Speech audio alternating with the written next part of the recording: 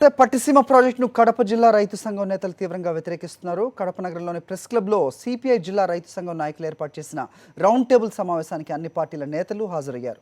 Pattiseema project ఏర్పాటు చేయడం వల్ల రాయలసీమ ప్రజలకు ఒరిగేదేమీ లేదని ఉండదన్నారు. ఇక పట్టిసీమపై చంద్రబాబు ఎందుకు పట్టుబడుతున్నారో చెప్పాలని రైతు నాయకులు పట్టుబడుతున్నారు. పట్టిసీమను రద్దు చేసి పెండింగ్ ప్రాజెక్టులను పూర్తి చేయాలని డిమాండ్ చేశారు. రాయలసీమకు మీరు న్యాయం చేస్తున్నామంటే మేము ఎట్లా నమ్మాలని చెప్పి ముఖ్యమంత్రి గారిని అడుగుతున్నాం. పట్టిసీమకు 1300 కోట్ల రూపాయలు కేటాయించావు. గాలేరు నగిరి ప్రాజెక్టుకు 169 కోట్లు కేటాయించావు. 6 లక్షల ఎకరాలు నీళ్లు పారించేటువంటి హంద్రీనివా ప్రాజెక్టుకు 212 కోట్ల రూపాయలు కేటాయించావు.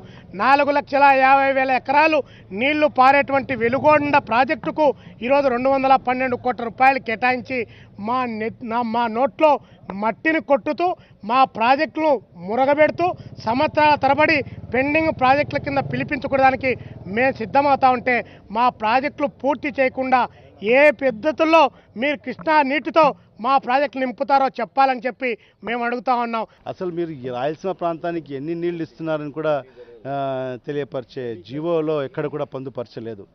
కేవలం రాయలసీమకు నీళ్లు ఇస్తామనే ఒక ఆలోచన. ఎందుకంటే ఇక్కడ ఉద్యమాలు మొదలవుతాయి, ఎందుకంటే పోలవరం ప్రాజెక్టు పక్కన పెట్టి ఈ పట్టిసీమ ప్రాజెక్టుని అకస్మాత్తుగా తీసుకుంటున్నారంటే రాయలసీమ ప్రాంతంలో ఉద్యమాలు మొదలు అవుతాయనే ఒక ఆలోచనతో ఈరోజు ఊరికే రాయలసీమ పేరు వాడుకొని ఈరోజు ఈ ప్రాజెక్ట్ని ముందుకు తీసుకువెళ్ళాలి. కేవలం ధనార్జన ఈరోజు దీంట్లో ఒక ప్రధానమైన ఉద్దేశంగా పెట్టుకొని ఈరోజు 1300 కోట్ల రూపాయలు మరియు 21.9% ఎక్సెస్ అంటే సుమారుగా 16,000 కోట్ల రూపాయలతో ఈరోజు పట్టిసీమ ఎత్తిపోతల పథకం, అది కూడా లిఫ్ట్ ఇరిగేషన్ ప్రాజెక్ట్ ఇది.